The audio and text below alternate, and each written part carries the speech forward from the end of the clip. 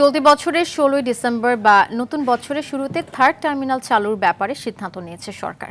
সকালে সচিবালয়ে প্রধানমন্ত্রীর সঙ্গে বৈঠক শেষে একথা জানান বেসামরিক বিমান পরিবহন ও পর্যটন প্রতিমন্ত্রী এম রশিদুজ্জামান মিল্লাত।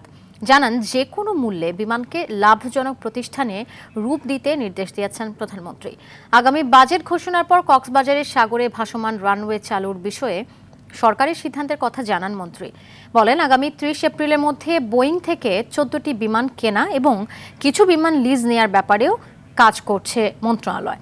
এছাড়া দেশের পর্যটন কেন্দ্রগুলোকে লাভজনক করতে পিপিপি মডেল পরিকল্পনা বাস্তবায়নের কথা ভাবছে সরকার।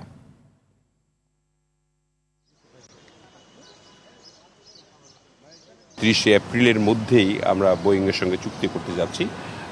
We are purchasing 14 aircraft. ৫ বছর লাগবে তাদের এই বোয়িং ডেলিভারি করতে। এর মধ্যে আমরা বোয়িং এবং এয়ারবাসের সঙ্গে যোগাযোগ করে লিজে আমরা এয়ারক্রাফট আনবো খুব শিগগিরই। ইমিডিয়েটলি আমরা থার্ড টার্মিনাল ওপেন করবো। আমরা চিন্তা করতেছি এন্ড অফ দিস ইয়ার, যদি পারি ১৬ ডিসেম্বরে করলাম, আর না হলে আমরা নিউ ইয়ারে করলাম।